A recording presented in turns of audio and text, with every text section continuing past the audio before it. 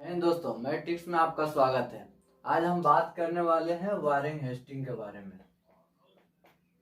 Warren Hasting के बारे में, ठीक है। तो वीडियो को अंत तक देखिएगा। अब वीडियो अच्छा लगे तो लाइक करिएगा। अब वीडियो से संबंधित कोई भी सुझाव तो हमारे कमेंट बॉक्स में जरूर बताइएगा। तो चलिए देखते हैं। वारेन हेस्टिंग जो था 1772 ईस्वी में भारत आया था। 1772 ईस्वी में भारत आया था गवर्नर जनरल बन करके वारेन हेस्टिंग, ठीक है। वारेन हेस्टिंग जब 1772 ईस्वी में भारत आया तो सबसे बड़ा इसके लिए चुनौती क्या था जानते हैं? ईस्ट इंडिया कंपनी में चल रहे भ्रष्टाचार को दूर करना सबसे बड़ा इसके लिए चुनौती था वारेन हेस्टिंग के लिए, ठीक है। तो सबसे पहले वारेन हेस्टिंग ने क्या किया? 1773 ईस्वी में कलेक्टर का पद समाप्त कर कलेक्टर के पद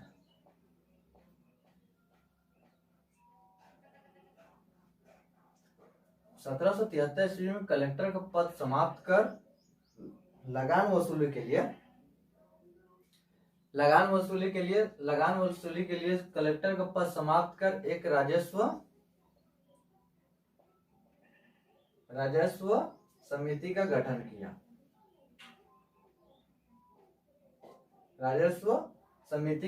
किया।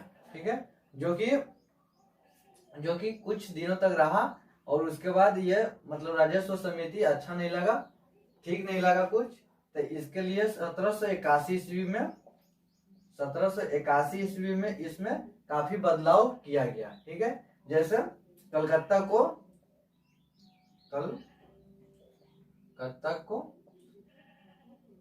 को राजधानी बना दिया गया।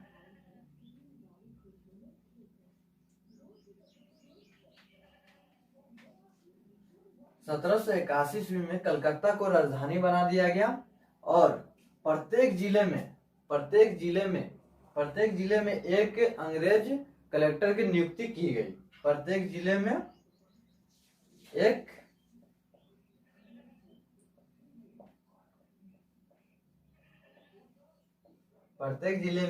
एक अंग्रेज कलेक्टर की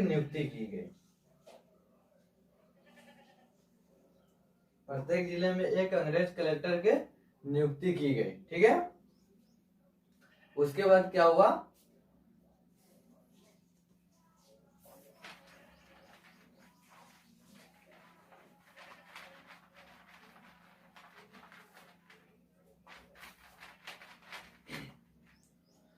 उसके बाद वारेन हेस्टिंग ने दीवानी और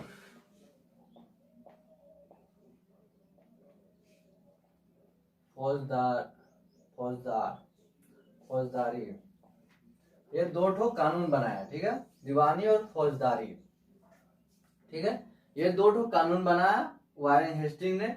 दीवानी कानून का अध्यक्ष कलेक्टर हुआ करता था और फौजदारी जो कानून था इसका अध्यक्ष जो था पंडित या काजी होता था, ठीक है।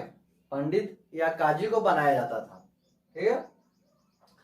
जो फौजदारी जो कानून था ये था डकैती, हत्या, ये सब के लिए मतलब ये बनाया गया था फौजदारी कानून। और जो दीवानी कानून था ये समाज में फैले मतलब विवाह हो गया, दहेज प्रथा हो गया, ये सब के लिए मतलब दीवानी कानून बनाया गया था, ये सब सोल्यूशन के लिए, ठीक है। तो क्या है कि ये सब अब फौजदारी जो था प्रत्येक जिले में नियुक्त की गई थी फौजदारी की, ठीक है। फौजदारी की नियुक्ति हर प्रत्येक जिला में की गई थी, ठीक है। उसके बाद आता है 1780 ईस्वी में। 1780 ईस्वी में पहला समाचार पत्र जो था 1780 ईस्वी में वारेन हेस्टिंग के कार्यकाल में ही 1780 ईस्वी में द बंगाल गजट में छपा था, ठीक है। The Bengal Gazette the Bengal Gazette, ये इंपॉर्टेंट है, ये हमेशा याद रखिएगा, ये काफी बार एग्जाम में पूछा भी गया है। 1780 ईस्वी में द बंगाल गजट पहली बार भारत में छपा था, ठीक है।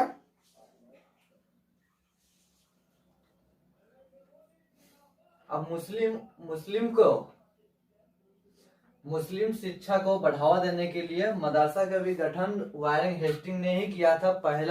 पहला मदरसा जो था बंगाल में, पहला मदरसा का गठन बंगाल में वारेन हेस्टिंग ने ही 1781 ईस्वी में किया था। 1781 ईस्वी में वारेन हेस्टिंग ने ही पहला मदरसा का गठन किया था, मदरसा का मुस्लिम शिक्षा को बढ़ावा देने के लिए, ठीक है।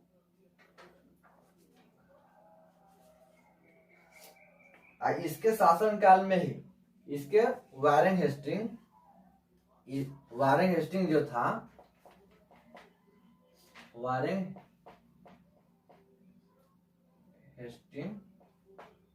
हेस्टिंग जो था, इसके शासन काल में ही संस्कृत कॉलेज का स्थापना हुआ था, जो जोनाथन डंकन ने किया था 1782 ईस्वी में, ठीक है। 1782 ईस्वी में जोनाथन डंकन ने संस्कृत कॉलेज की स्थापना की गई थी। ये भी याद रखिएगा, ये भी काफी बार एग्जाम में पूछा गया है, ठीक है।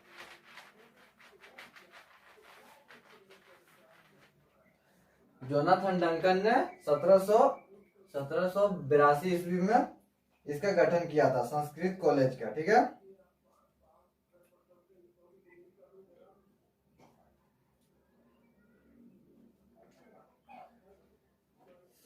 The Asiatic Society of Bengal, the Asiatic Society of Bengal का स्थापना भी इसके शासन काल में ही हुआ था, 1784 ईस्वी में, ठीक है।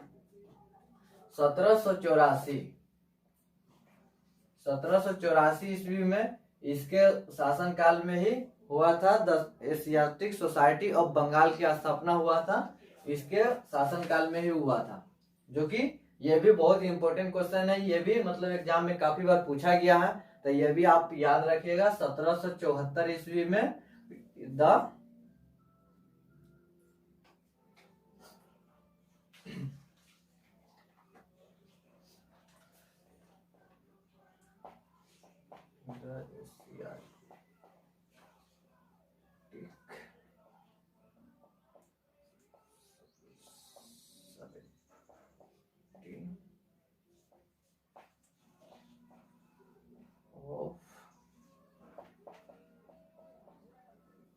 बंगाल की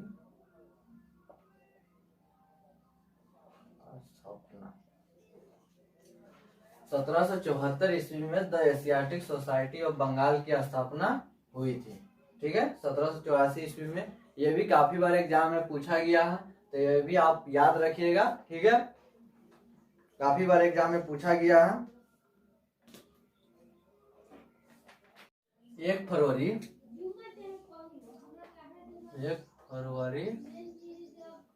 1785, 1 फरवरी 1785 ईस्वी को वारेन हेस्टिंग ने पिट्स के इंडिया एक्ट, जो पिट्स था, पिट्स ये इंग्लैंड का प्रधानमंत्री था, ये इंग्लैंड का प्रधानमंत्री था, जो लेकिन इंडिया में जो लेकर आया था इंडिया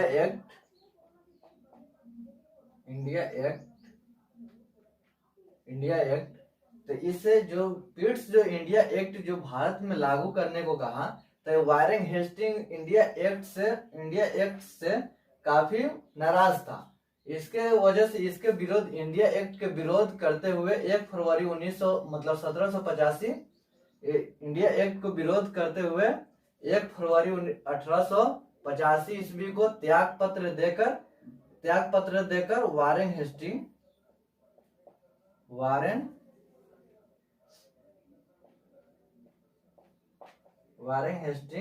इंग्लैंड चला गया, ठीक है। वारेन हेस्टिंग इंग्लैंड चला गया कब? 1785 ईस्वी में त्याग पत्र दे करके, जिसके बाद पिट्स ने इसके ऊपर इंग्लैंड में इसके वहां पे काफी मतलब इसके ऊपर वारेन हेस्टिंग के ऊपर मुकदमा भी चला, लेकिन फाइनली